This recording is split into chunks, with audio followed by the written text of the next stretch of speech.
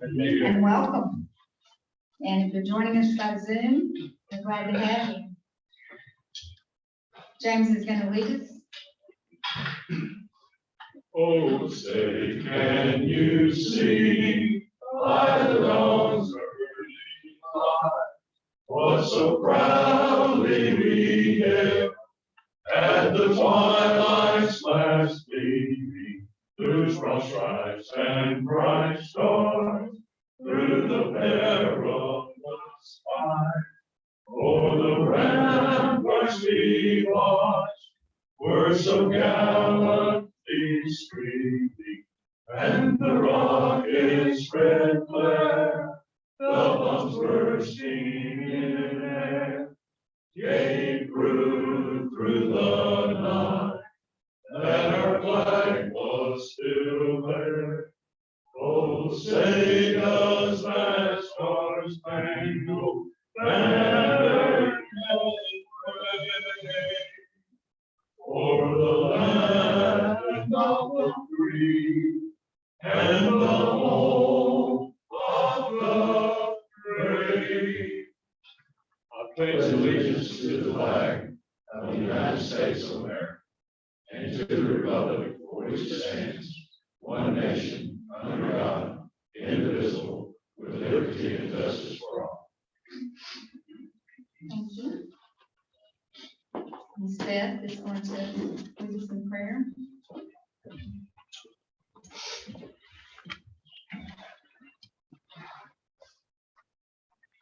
Let us pray.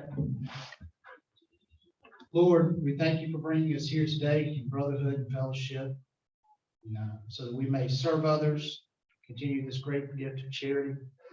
Lord, I ask that you be with us and guide us and help remind us to keep you first in all things that we do. Please be with us and our fellow countrymen as we go through this time that just seems to never be ending. We ask that you protect us, watch over us, and guide us. In your son's name we pray. Amen. Amen. Family of Rotary, Terry Duffy.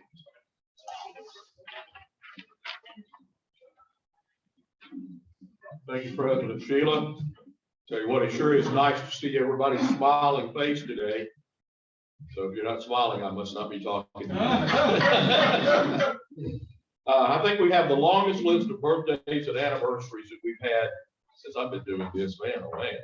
But before we do that, our club is growing, and that's always great. And we want to congratulate when we see Paul Swanson. They have a new baby girl, Sheila Grace. So brand new person in the Rotary family.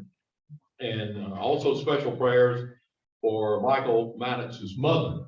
I understand she's doing it just a tad better, but she is at UAB. So I know the prayers would be very, very well received and thanked. Let's get started on the birthdays. We got a pair on January the 5th, none other than Judge Mike Conaway and Tanner Shelley. On the 11th, January the 11th, Tim McCraney, Bill Shealy on January 14th, a pair on the 18th, Donald Valenza, our sheriff, and Robbie Thompson from WTVY on the 18th, Mike Azar, I wonder who that is, on January the 19th. Are you going to do something nice for him on the 19th? Every day. Mike, is that true? Okay, all right, good. Glad we got a consensus. Pair on January the 20th, not trying to start a family. January the 20th, Stanley Jones and Trey Michael. And then on the 26th, Jim Whaley, Mr. Tire Man on the 26th, and Adam Roberson on the 29th. Wow, list of birthdays. A lot of celebration there. Anniversaries, pair on the 4th, Daniel Purvis and Francis, former Mayor Pat Thomas and Cindy on the 4th. My table buddy, Mr. Paul Angeloff and Dolores on January the 7th. And we were talking, I think their marriage is going to work because this is number 61, correct? Yeah. Ooh. Let's give them a big round of applause. Trey Michael and Ashley on January the 11th. Kevin Horn and Tracy on the 13th. Les Borland and Martha on the 17th. Tim Shirley and Debbie the 23rd. none other than James Estage and Alicia on the 25th, and Dr. Michael Greet and Jennifer on January 26th. Hope you all have a great week. Thank you.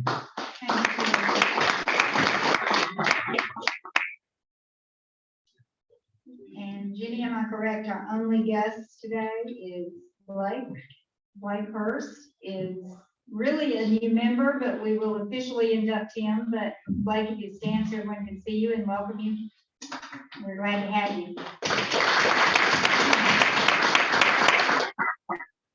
And then our camp basketball. Daryl Roberts has that.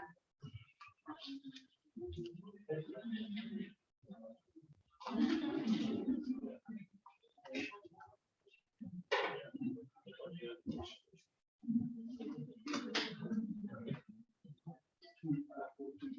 right. 2514 points, 2,514. Is it true?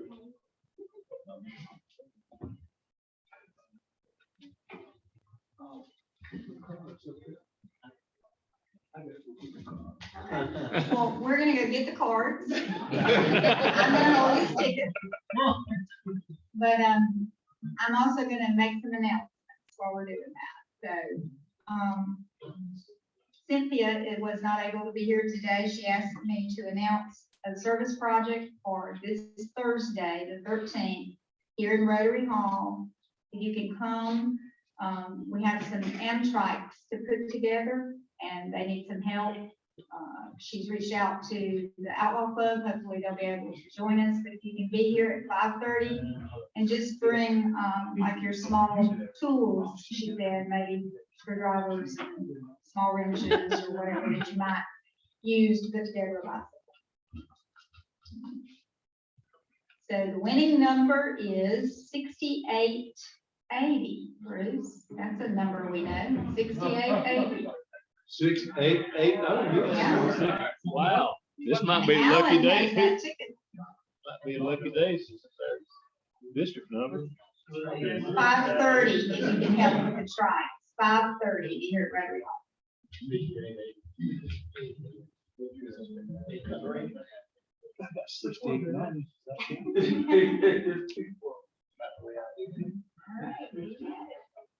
And it's the king of diamonds, so the pot lives on. Thank you, guys. All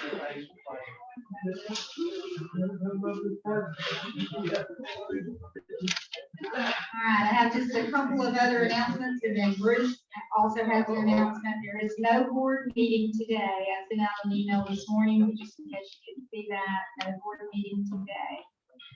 And if you play an acoustical guitar, would you come see me after the meeting, please? I have something for you. I have a favor to ask of you, really, but.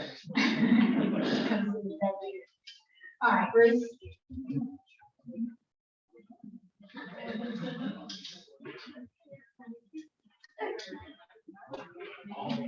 In the movie, The Godfather, there was a phrase, I have an offer you can't refuse. Well, I have one too. Our mid-year conference is coming up January the 21st and the 22nd, right here in this room. So you don't have far to go. And because you are all very, very special, I have special accommodations for all of you. If you want to come to the entire 2-day conference, I've got reduced prices for you. If you want to come just to the Friday night banquet or dinner, it's free to you as a Rotarian from the Dothan Rotary Club. So I've got some brochures or flyers on the table. You can register that way. I have additional ones if you don't have enough on the table. But let me encourage you to come and participate in our district conference on those 2 days. At a minimum, you need to come to Friday night because we have a special treat. Not only do we have a person that we all know very well, Melinda McClendon, that'll be our keynote speaker that night. You know it's going to be good. But we also have some wonderful entertainment from Andrea Jett, and I think you'll enjoy that. So in lieu of the following Monday meeting, you're invited that Friday night, and you'll get more information on it. You come in that Friday night, it won't cost you a dime. If you are bringing a significant other, it's the normal $15 fee instead of the $40 for everybody else. So did I mention I have an offer that you can't refuse? So I hope that you'll consider coming to the mid-year conference. Thank you. Thank you, Bruce. All right, Josh is going to introduce our speaker.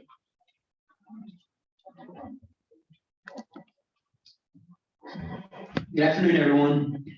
I'm happy to welcome Marcus Hall here today. Marcus is an author and Christian financial advisor, helping families create and develop values-based planning, investment, and giving strategies. His goal is to help people understand the biblical principles of stewardship, how to apply them to real life, and fulfill God's purpose for their existence. He's gained valuable knowledge on the subject by obtaining a certified Kingdom Advisor designation and desires to help people integrate their Christian values into their financial decision-making. Marcus spent the early part of his career as a broadcast journalist and earned multiple Alabama Associated Press Awards for his anchoring, reporting, and videography of local high school and college sports. His passion was finding that something special about local athletes and sharing their stories with his audience. He now uses these same skills honed in the broadcast industry to teach others on the subject of biblical stewardship. Marcus is married to Christy and has 3 wonderful daughters. Help me welcome Marcus today.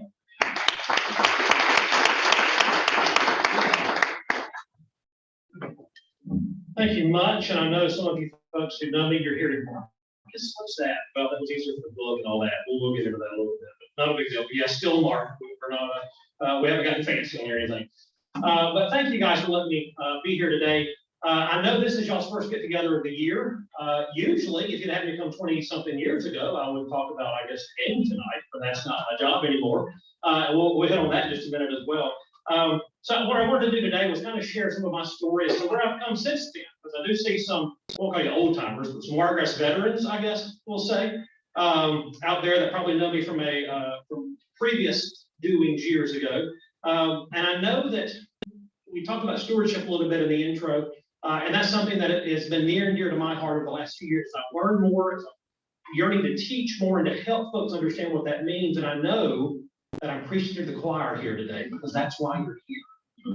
And I know how much the Rotary organization means to the city, to this community, and the things that you guys do. But what I also want to make sure, and I don't think it was an accident that this was the first time you were meeting this year, because there's no magical thing about January 1st, nothing special about being the first of the year, but it is a time of renewal.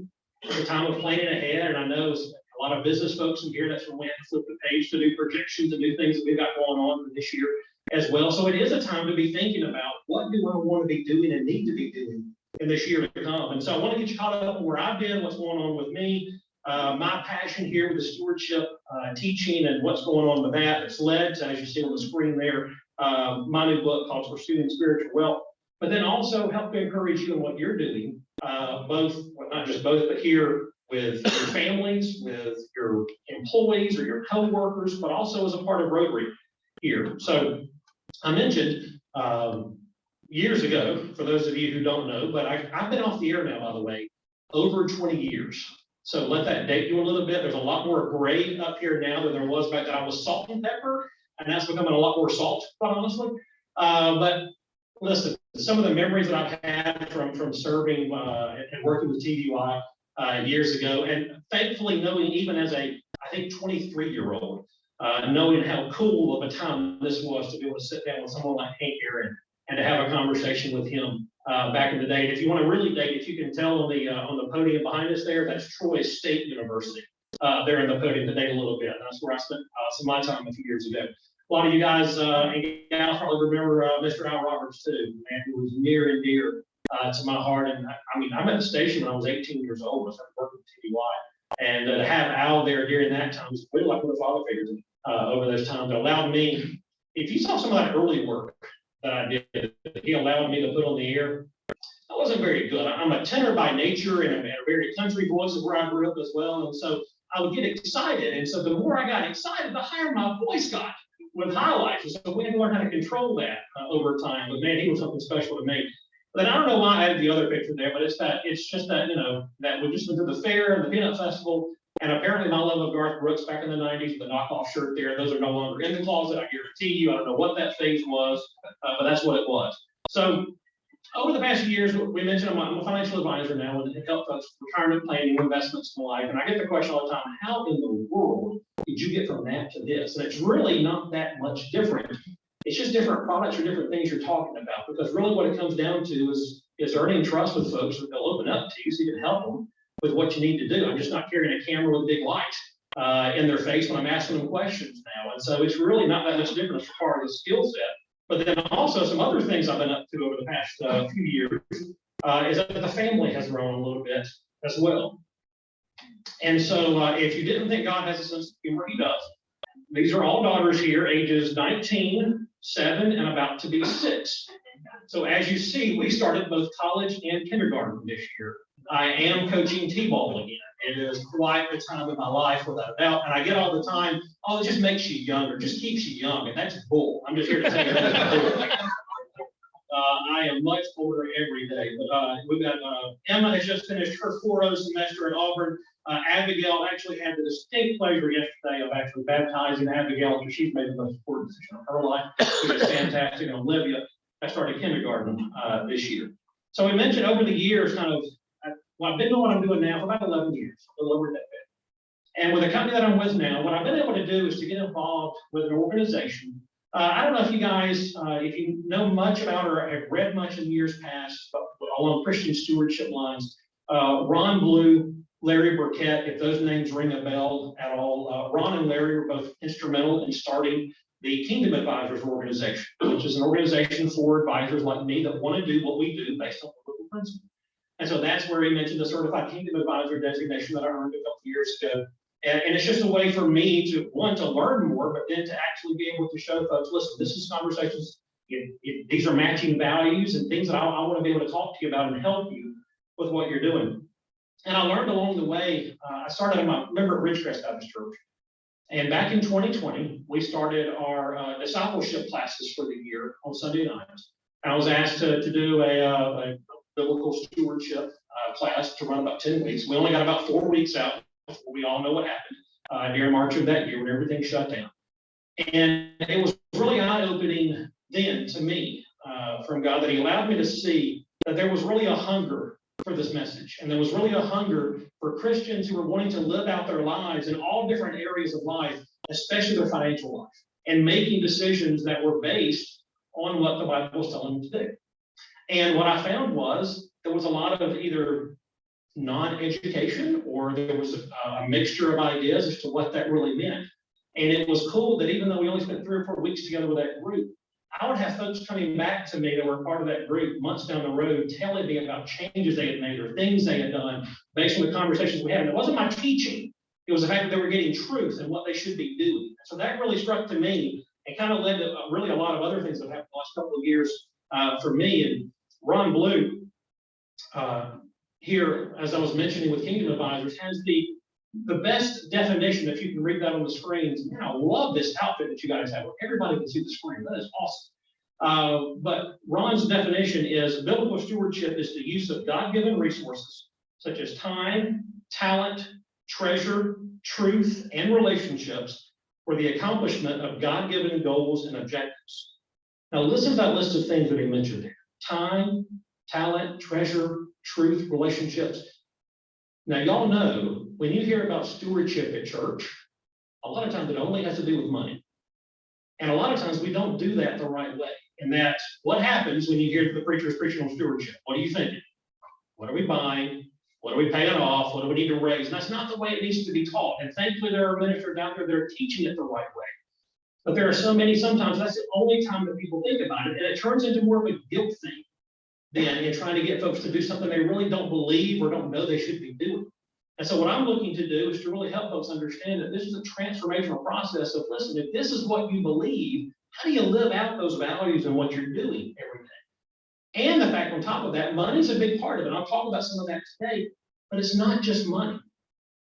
Think about every gift that you've been given, every minute of your day, every talent, every skill, your knowledge, your network, the relationships you have in here.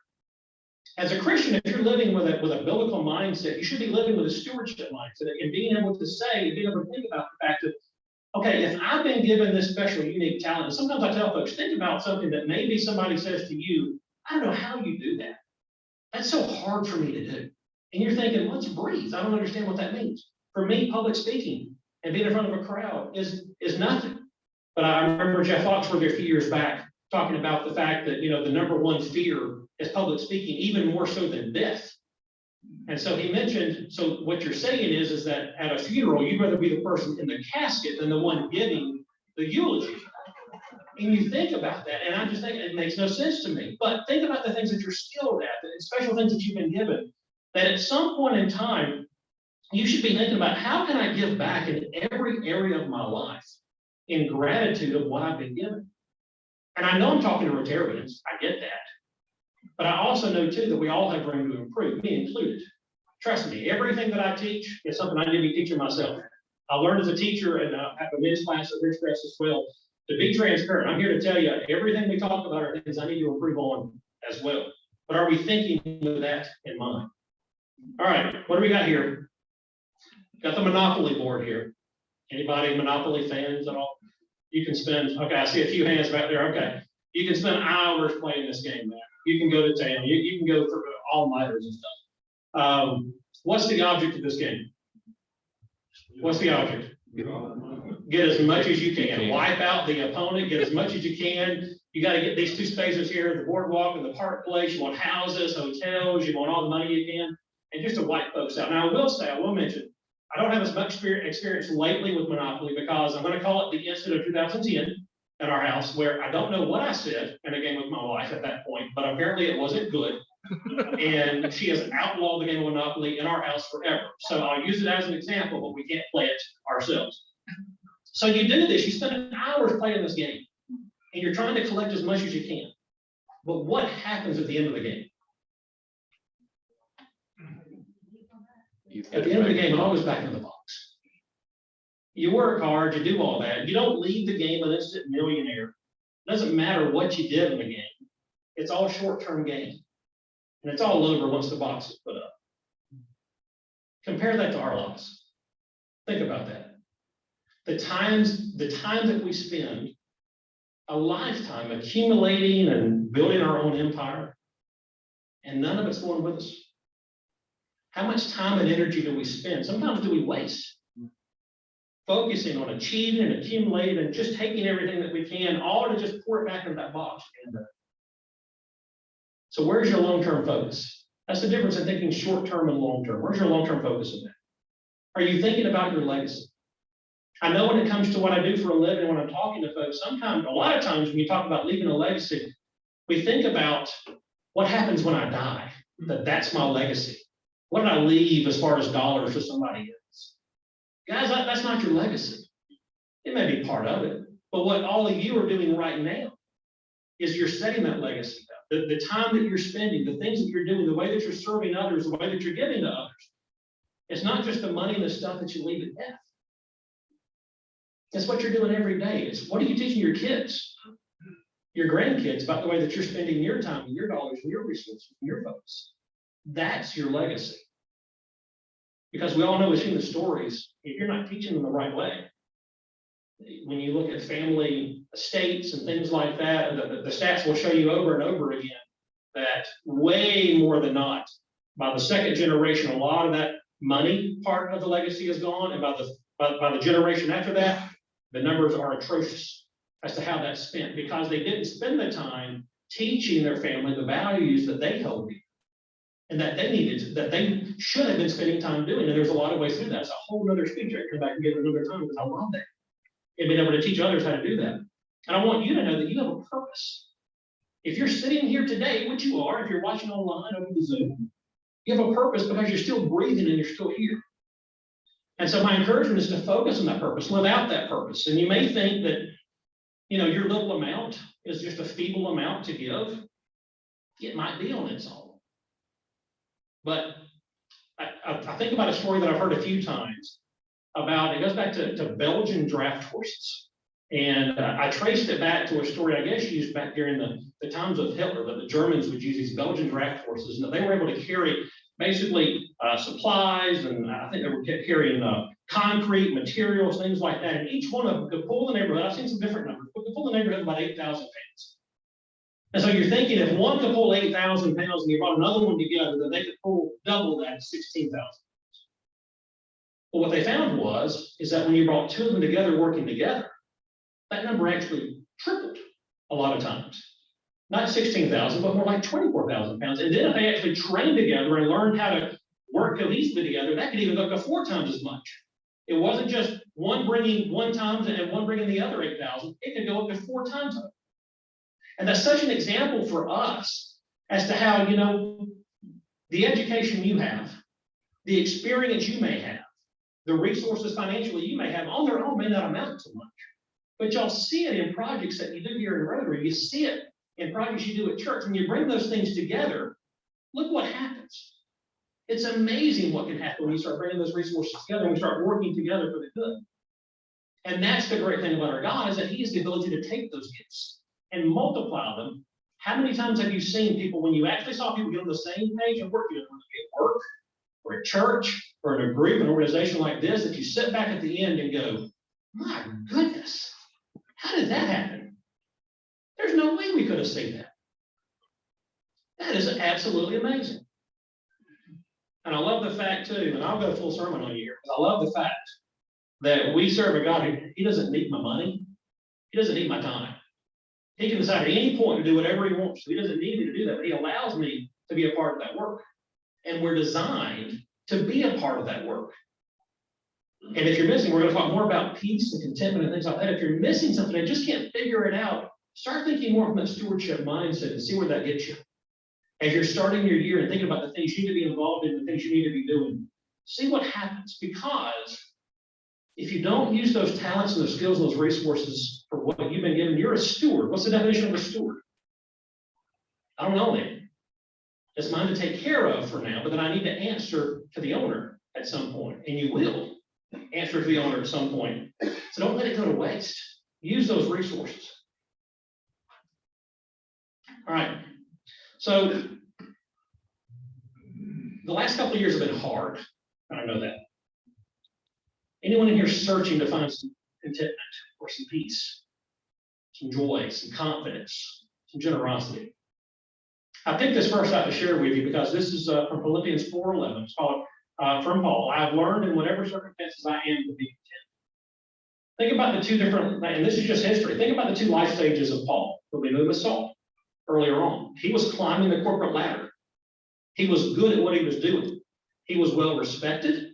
He was making dollars. He was earning reputation. But it was from persecuting Christians and killing Christians. But he was good at what he did. But that's not when he wrote this. When he wrote this, because at that point, it was all about his own selfish desires. When he wrote this, where was Paul when he wrote this verse? Let me hear it. He was in prison. He was on a jail cell floor. And that's the first time in his life where he can say, I have learned in whatever circumstances I am to be. This is where he found contentment, because he wasn't thinking about himself anymore. He was thinking about the purpose that his Creator had for him and what he needed to be doing. He stopped trying to find everything on his own, because I'll tell you, it's a futile search. Try to do that. George Barnum. I don't know if you guys are familiar with George. If you have seen any along the years, over the years, if you've seen any research, any studies that says, hey, we've asked 1,000 Christians this or 1,000 people this, and George Barnum worked with the Barna Group back in 1984. Now he's working with the Cultural Research Center with the Arizona Christian University. And he looks at cultural trends, leadership, spiritual development, those types of things, and how they affect the Christian faith. And I believe it's more important than ever to know and to understand and believe and actually live out my worldview, what I believe, my biblical worldview. Because that approach is based on principles that are always right are always relevant and are never changing. The standard doesn't change. How often does the standard change in the world that we live in?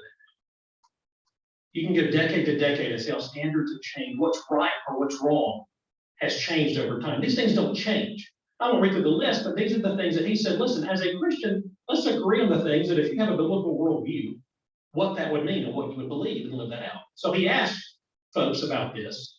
And out of the folks that he asked, and we'll just go from those who profess to be Christian, what do you think was the percentage of folks that actually said, I live out these 6 different attributes of what a biblical worldview should be? And this was 2 or 3 years ago, so the number probably didn't get any better. The number was 12%. 12% of professing Christians said that they lived according to these principles in their life. No wonder our world is in shambles. We don't live out the things that we say we should believe. And your worldview is important because what does that do? It gives you purpose and it gives you direction. And we each have a reason that we're stewarding. You're breathing today, you have a purpose in life.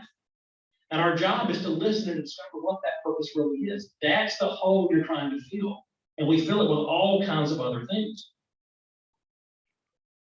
So I want to stress to folks, like I said before, that stewardship is a transformational process. It's not a transactional one. Now listen, I love the Dave Ramsey stuff and stuff like that, that is 1, 2, 3, do these lists of things to do what you're trying to do. You need some checklists, you need some things like that. But I want to help people understand the heart of the matter and saying, why should I do these things? Why do these things matter? Because your worldview, what does it affect? It affects what you do. It affects how you believe. It affects how you treat others on what you do. And I'm telling you, a stewardship mindset will change how you view every aspect of your life. Now, see the heading here, transcendent money management principles. Now, I was very thrilled that before I kind of dug deeper in the last few years and went through and that certified team advisor designation, which was a very intense designation to earn and modules to do and to go through and education there. I've been giving advice for longer than that since I got earned that designation. And so it was very pleasing when I look back and as I started digging deeper to find that these things that we talk about every day, that should be common sense, or that should be ways that we live our lives, our personal lives and our finances. Guess where they come from? Guess where that advice comes from? It comes from the Bible. It's crazy to look back and see, listen, spend less than you earn. We got some Congress folks that we talked to about that. Spend less than you earn. Avoid the use of debt. Build liquidity. Set long-term goals. Rejoice in generosity. Being generous to others. Look at where this originates. Go back and look at the scripture. Take a picture of the screen and see this. This is pretty neat stuff to see how much is talked about in the Bible when it comes to money. Anybody want to take a gander, by the way? How many verses deal with money, finances, stewardship, or the like? Throw it out. The amount of verses in the Bible that deal with those topics. Anybody? 200? Anybody else? Seriously? Nobody else? Not a guess? Okay. 2,300 verses. Almost 2,300 verses. I should have brought them in today. I have the Stewardship Bible that actually comes with, I don't know what's happening on the back table, but I'll find out later, whatever the joke was. But I have the Stewardship Bible that actually comes with all those verses highlighted. And guess what color it's highlighted in? It's money. So it's highlighted in green. I thought it was kind of funny. But that you can see all those verses kind of jump out. And it's not that that was so much more important, I don't believe, to our Creator. But what I believe is that He knew we were going to have a hard time with those principles. We were going to have a hard time. And what do we have a hard time with? Is greed and selfishness and pride and all these things of trying to go back to Monopoly World, trying to take all those things and not get back as much as we should. So it's interesting to see where all this comes from. Now, I'm going to rip off Ron a little bit. I've actually talked to Ron about this. And I said, listen, when I speak and do things, this is one of the coolest examples that I can use. This is called Live, Give, Grow. And you'll see his trademark down, his copyright down at the bottom right there. And I've asked him about this. And he said, listen, Mark, all I want you to do, it's called a copyright for a reason. If you copy it right. I said, yes, sir, Ron, I will do it. Live, give, grow. If you are living on purpose and living as a Christian, and you're saying that you're a steward of all you've been given, this goes from the financial aspect. You say you're a steward of all you've been given. Look at the center there. God owns it all. So you're saying, I'm a steward. It's not mine in the first place. So that means that every decision you make financially now becomes spiritual. That hurts me every time I say it. That convicts me every time I say it. Because if you probably heard before, if you ever want to look and see where someone is kind of on the stewardship level, you want to check yourself, what are the two things you go check to see if you're living as a steward? Your checkbook and your calendar. What you're spending and how you're spending your time. You'll see in a hurry. Are you doing things for yourself? Or are you doing things for others? And I love this because it gives us an example of, listen, when you get paid, when that direct deposit hits every other Friday or wherever you get paid your income, you've got a choice of 4 different things that you can do with your money. And everything fits into these categories. Now, the owing has 2 different subcategories. We'll talk about that. Live, give, owe, grow. Most of it for most of us is our lifestyle. The things that we do. Now think about it from a give standpoint. I love that one because it breaks the power of money. You can either sit there with your fist clenched or you can sit there handing it out. You guys are here today. You've spent money on fees and costs to be a part of this organization. You give this organization and give to those in the community. That's a great thing.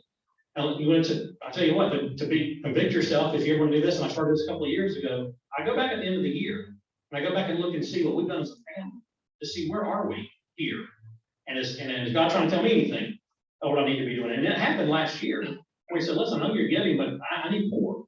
I need you to do more. And so I'll tell you, if you really want to know where you are, when I sit down with folks to do financial planning, it's amazing when I give them their homework and I tell them, I need to know what your expenses are. What are you spending monthly? What's going on? When they come back with that to a T, every time it is, I had no idea how much we had going out. And guess what? What do we spend it on? Eating out is mostly what comes back. So we definitely pay our taxes and our debt because we don't want folks to put us in jail or take our stuff. So that gets paid, okay? Growing is just basically any money that's going to savings, investing, things like that to grow for the future. And as we saw before, these are money management principles. There is precedent to growing and planning and doing those things in your life. Now let me show you where folks get into trouble is, and this one may be hard to see here. But on the top, this is kind of a cash flow diagram. I'm going to go a little kind of application here. How folks get into trouble a lot when they don't have any money left over at the end of the month is because when you get paid, you have your income come in, and then we spend it on our lifestyle first. And then, like I said, we pay our taxes and our debt because we want those things paid and don't want our stuff taken away. But then we get to the end of the month, and what happens? When folks are having financial trouble, it's usually because we spend on lifestyle first, pay some other stuff, and then we get to the end of the month and there's nothing left. We haven't given anything, we haven't saved anything, and we wonder, well, what happened? Well, why aren't I getting any better at this? It's because the only way to establish or the only way to fulfill your long-term goals is to actually create margin for yourself and have money left over. And so what I recommend people do is to move that lifestyle basically down a notch. There's stuff you got to pay for, your lights and some of those bills and things like that. But now, instead of just taxes and debt, move that giving to a pre-planned giving. Move that giving to one of the first things you do when that money hits the account. And I'll tell you straight up, and it wasn't always the first thing we did, but when we started tithing and now giving more and above and doing different things there, that's the first thing that happens when I sit down on that every other Friday to start doing things with the family, is we make sure that we're giving, we're paying things we need to, and then we live off of what's left over. Because what you're doing then is, and it's a remarkably common sense concept, but sometimes until you see it, and you go, that makes a lot of sense. Now, when you work this way, now what you're doing is you're growing your net worth. You're creating some financial freedom, some financial independence. So let me tell you, there's probably some stories out here of people who have been under debt before. I didn't go into it before, but debt, and I know we've had some bankers in here, so we're not going to offend here. Debt is not a sin. The Bible does not say that debt is a sin, but it dang sure gives you a lot of ways and a lot of reasoning to move away from that and have a plan to move away from that. I spent a lot of my time working with folks doing that because I see the difference it makes, the burden that is lifted. You are a slave to the lender until that is paid off and that is done with. And I have seen the release, and I've seen relationships change when they got that out of their lives and started now being able to do other things for their family or be able to do other things for others during that time period. And what I love here is that these are principles that apply to everyone, regardless of how much you make. Your income status doesn't matter. Remember we talked about being transcendent money management principles? That means they were good 5,000 years ago, they're good today, and they'll be good for the next 2,000 years or until this world ends. Doesn't matter how much you have. So all of that, to kind of get back to my journey, all of that's been part of what's been kind of feeding into me over the past 2 years, being more involved with Ron's group and with Kingdom Advisors. And so February of a couple of years ago, I had this crazy notion. I've never thought about doing this before. But I had this idea hit that it wouldn't leave. I actually wanted to call a pastor, and I said, Pastor, God told me to write a book. And the first thing, and I told him, I said, I got that idea, and I heard from him, listen, this is what I want you to do. And I went, no, I don't know how to do that. I have no idea what that entails and what's going on there. But especially, I told you about kind of in that, going through that in 2020, going through that class and seeing how people were affected and wanted this information. It really was kind of him speaking to me and saying, this is the next step. And so I told you I met Rich Grass, Ray Jones. Man, what a wonderful man of God, and just wonderful advice he gave me of, hey, just take some time over the next few months and take some notes during your quiet time and kind of see where you are about 6 months down the road. And about that time, I know Adam Davis, I think, spoke to you guys last year in here. Am I correct? Did Adam speak to you, the author? Adam's a pretty big dude. And so I know this is it had to be a couple of days before Valentine's Day, not the day before, because I'm in the card aisle. Oh, it's, when we buy cards for our wives. It's the day before. And I cracked it, and I get back up, and I've gotten with Adam on LinkedIn and stuff like that. And so I'm thinking about, I'm going to reach out to him, but man, so he's probably heard from all the times when he wants to write a book, and there he was. I was like, hey, Adam, and that started the conversation. I'm going to tell you what, in following what God wanted me to do, he opened every door of the resources I needed, of the education I needed, the people that I needed in my life to get this done over time. And actually in a pretty quick amount of time. And so what happened was later that year, in August of that year, I did exactly what Ray told me to. And I printed everything out that I've been writing and looked up. And these are kind of the 5 different areas of the book that I had in my mind I wanted to put out there. And I put these stacks together and I looked up and I was like, I think we're there. This is, wow, when did this happen? And got with Adam and started working that process and hired him on as a consultant and helped me because I still have no idea how this got in the book form. I have no idea how this got printed. But it's amazing what can be done when you allow him to lead you. It's amazing what can be done when you have a little faith and actually act on that faith. And so I did what I thought was right, having my experience. I was like, well, let me get out there and talk about it a little bit. So I started calling people who had podcasts or radio shows or whatever. And it was amazing the response from Joy FM, from Faith Radio, Money Wise, which is a national syndicated show affiliated with Kingdom Advisors that I was able to be a part of and to get this message out there and just start hearing feedback from folks.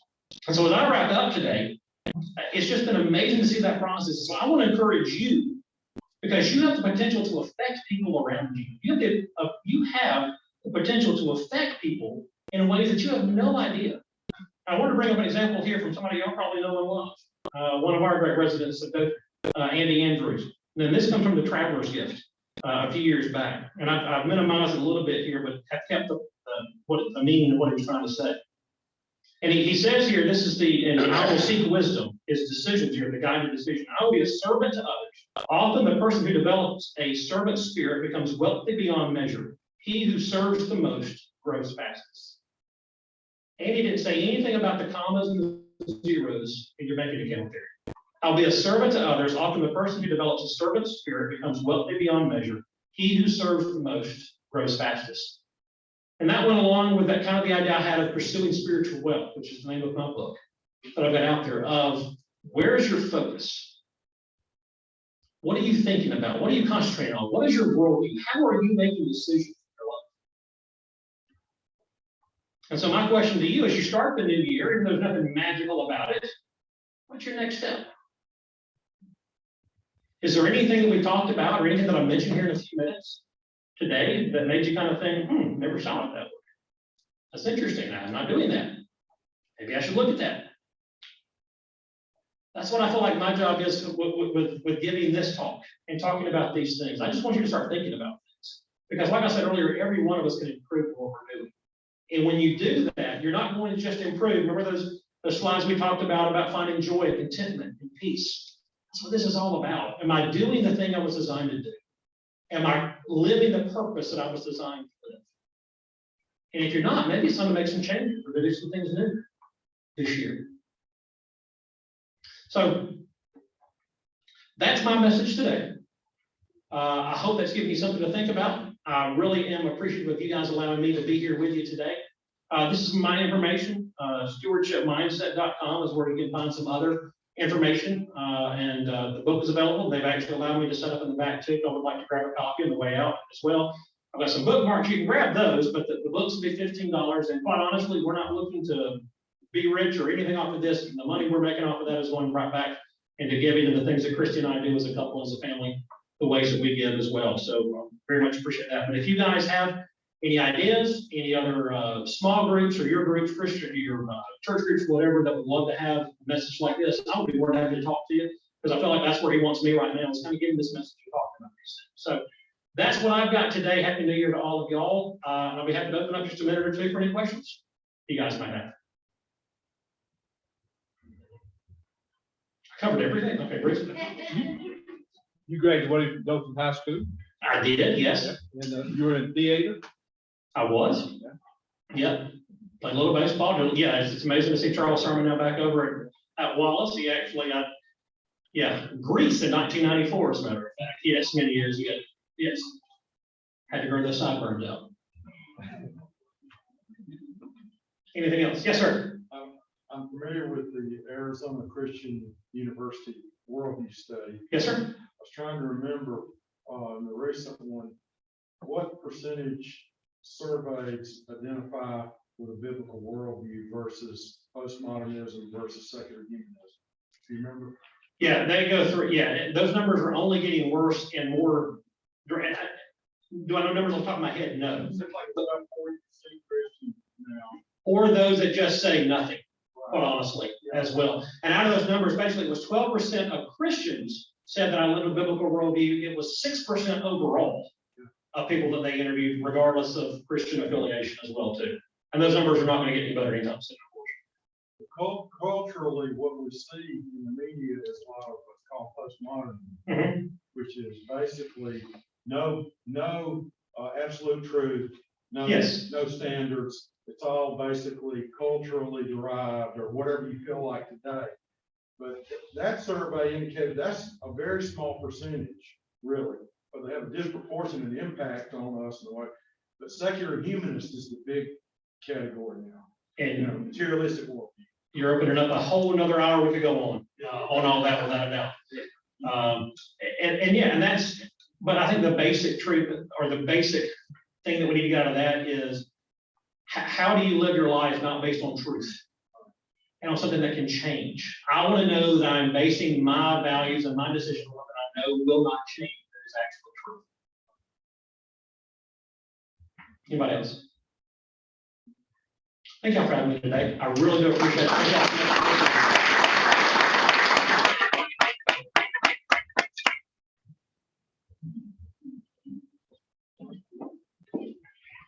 Thank you, Mark. That was excellent.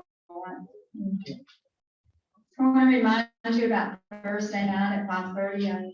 If you can be here and help put together the Amtrites. Also want to mention that we will not meet here next week. We'll be out for Martin Luther King holiday. Then the following Monday, we will not meet here, but we will attend the district conference if you possibly can. And it's no charge on Friday night. So if you can come, please do. Bring your significant other. Tom Sorrell, thank you for being a greeter today and welcoming everyone. And let's stand and have our full word test. Of the things that we think, say, and do, Is it the truth? Is it fair to all concerned? will it Will it build build goodwill goodwill, and better better friendships? friendships? Will it be Will it be beneficial beneficial for for all all? concerned? Thank you.